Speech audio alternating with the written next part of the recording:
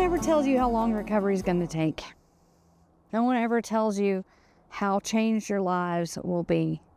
No one ever tells you, like this uprooted tree behind me, that some things will never be the same. Some things can't be fixed. But part of the frustration of recovery is just getting people to pay attention in this world where there is one disaster after the next, after the next, after the next. It's hard for people to stay focused on the work that continues to need to be done. Recovery in an area will take weeks, months, years even. We are 7 months past the tornado, and there are still signs like this all over the town of work that needs to be done. I think about the stories that we read for this week. The bent-over woman who had suffered for 18 years with her condition, 18 years without change, 18 years of having to look at the ground, of being isolated from her community, of being stuck at the back of the synagogue, of being forgotten. And then the other passage that we read for today of the widow before the unjust judge. She's trying to get justice. She has a wrong in her life that needs corrected, and she's having to continually yell out, cry out to try and get attention for some help. Recovery takes a long time. It takes a lot of focus. And you're going to hear that the stories that we share in these videos are talking about recovery that's still going on, whether it's houses that still need to be built or whether it's lives that need to be repaired, fears that need to be conquered, losses that may never be totally overcome. Well, at least never totally overcome here. But the other thing that we remember is that Jesus is paying attention. Jesus does notice. Jesus sees the bent-over woman at the back of the synagogue, and Jesus proclaims that the widow was due her justice. Jesus keeps paying attention. Jesus keeps seeing us, and Jesus keeps calling us to be the people who work for that care, that healing, that justice, no matter what. We are called to be the people of the long-haul recovery. We are called to pay attention, just like Jesus. How long has recovery taken? Well, we're still in the midst of it. So it's currently January that we're having this conversation. It's the first Sunday of January, Epiphany Sunday. When we got into the sanctuary on Christmas Eve, one of the things that I pointed out was it had been 219 days, 7.3 months since we had last been in this space to worship together. So, recovery never stopped. It's still going on. We've had all the roofs replaced. A lot of the big stuff has been done, but there's a lot of little stuff that still remains. So that sign that is in the front corner of the church, it still is in pieces. It hasn't been worked on because our priority list said, yeah, that's a beautiful feature, but it's not a necessary feature for what we're called to do. And in the ministry, we're called to bring our flagpoles or cattywampus. They're leaning, and again, that's not super important. We wanted the roof fixed. We wanted the building secure and safe. We wanted all the regular ministries and the ways that we impact the community and make space for the community to be impacted in a positive way. We wanted all that back in place. So that was the first round of priorities in the work of preserving this historic space. Our sanctuary was built in 1908, and that means that for over a century, people have gathered in this room to praise God and to draw closer to God and to one another. And it's not something that should just be neglected. So there was a lot of thoughtfulness in making sure that we were going about things the correct way and we weren't trying to rush through everything. So that bracing was installed kind of mid-December and finalized at the tail end of December. The whole process is we're doing everything we can to preserve this gift that has been handed down to us from the generations before and has been so well taken care of. The concept of long-term recovery escapes most people. You think people come in, they get the tree off your house, you call the insurance company, you get the roof fixed. And for some people, that's how that works. But for a lot of people, that's not the answer is not that easy. They live in an older home. When the mortgage was paid off, they canceled their insurance, and they have no insurance. They have some FEMA settlement. And so what we're doing right now with long-term recovery is helping a long-term recovery group stand up in this area from business, civic, church leaders to help people, to give them an opportunity to come in, tell their story, and get some help with their unmet needs. And we not only rebuild a house or work on their house and stuff, we also spiritual recovery. We do a lot of that, talk to the spiritual and emotional care is pretty important, because a loss like this can be devastating, and it can seem like help is coming to everyone but you. And we try to be out there to help people remember that they haven't been forgotten. After the tornado, and even during the tornado, the difficulties is really understanding the damage that happened. We have never experienced a tornado before or any sort of significant damage like that to our home. And so it was a slow realization, especially for me, about what that would mean for us as a family. So the 5 of us, the 2 of us, our 3 children, and 2 chocolate labs all moved from this house to an apartment. And we were really lucky to have an apartment in the family that we could use that was close by.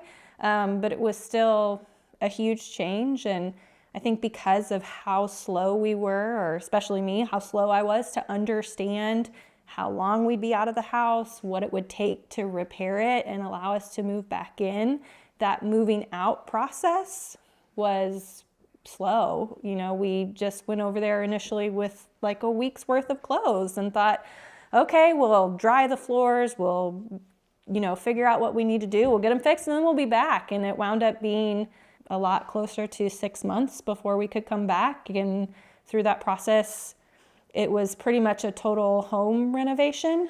Turns out water, once it's in, goes everywhere. And that was something that was hard to see happen. And it took a long time for us to be able to recover. Initially asking this question of what challenges did we have to overcome, we both just talked about the physical house and repairing it. But for me in particular, this was the place that we built our family. And this was really representative of safety. And so it's not just rebuilding that physical space, but also being able to rebuild as a family what it means to be safe, and how and what that looks like for us. Yeah, and I would say it was really really special from not just the church, the community, but also our workplaces. I think the CEO of my company called me the next morning just to get us hotel rooms to stay in because there was no power, as everyone knows. And also just the flexibility that we had arranging all the recovery, going through your insurance process that's a full-time job in itself. So being able to be fully present at your workplace was really, really hard. And so it was really special that we had support from our workplaces, I think, to help us through that. And so that was really special too. Really, a lot of the struggle was finding where can we start? Where can we start having some sort of impact? Because the impact from the tornado itself was so massive. It's kind of like looking at just a crazy difficult task and trying to figure out where's the starting point. What's the first thread that I pull that's gonna bring the next 5 down? But yeah, that was probably some of the biggest challenges, trying to figure out what step was next. How could we still maintain, as many people in our church were going through their own challenges with their homes and their living spaces and situations, how could we keep a sense of hope and still also shine the light of Christ in the midst of the messiness around us? It's been a long journey, and it's still going to be a long journey. So even this morning, I had conversation after conversation walking through the process of what restoring this window is going to be. And that is, it gets really nerdy, but I'll just give you the time frame right now. But they haven't even, the bracing installed is the first step. They still have to pull out the windows, repair the windows, and then that bracing is designed so that it can bring the woodwork back into plane, because it's bowed into the room by about 8 or 6 inches. And so it's all got to be adjusted, and that's the original woodwork to the sanctuary. It's not something we want to lose. It's not something we want to replace. We want to preserve it as best as we can for future generations. So that process is going to be a good 6 months from start to finish, and they're just now, the bracing's in place. So when they pull the glass, that starts the clock of around 6 months worth of work to make all that happen. Well, first of all, we were very happy with insurance because they called us back on Monday, Memorial Day, and Showed up Tuesday. showed up on Tuesday right away. Food, clothing, toothbrush, that was all gone. Just the basics. I yeah. mean, we went the next morning to Walmart. Yeah. Probably about 6:30 in the morning, and just started buying the basics. Underwear. Yeah, underwear and toothbrush. T-shirts, and, shorts. Because we literally had nothing. I had no shoes because we couldn't get to any of our stuff. So that was a real challenge. And then we had to figure out where we were going to live, because obviously the house was not livable. So that was a challenge. That was a big challenge. Thankfully, her sister said, "You need to find a place to live."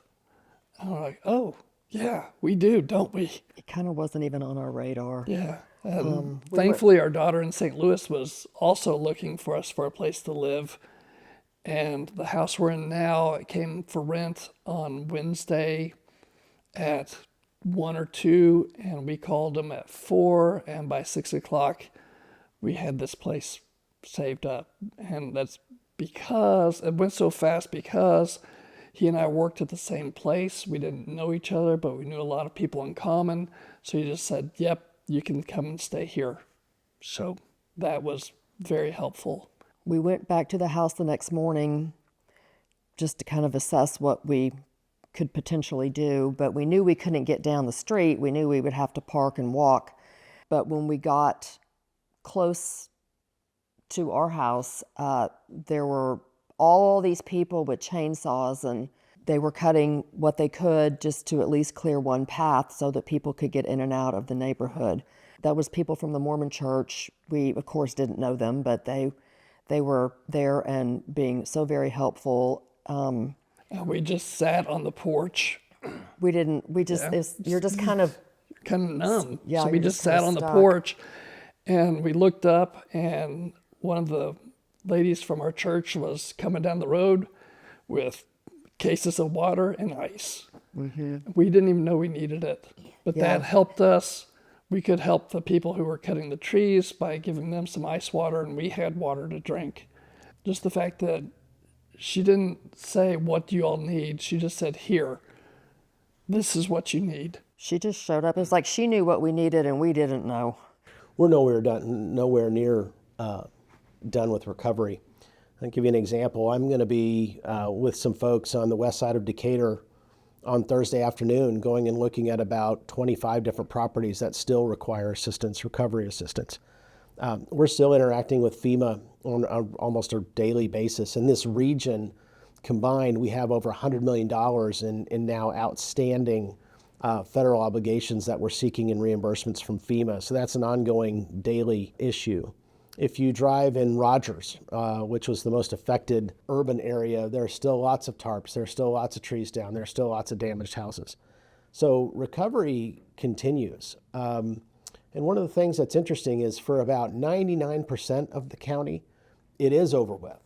But that 1% that's still out there is still hurting tremendously. So recovery is not done yet. And I'm not sure when it'll be done. We have in Rogers, in the city of Rogers, there are still condemned properties. They're still demoing properties. And so there's still a lot of recovery efforts underway. Rise of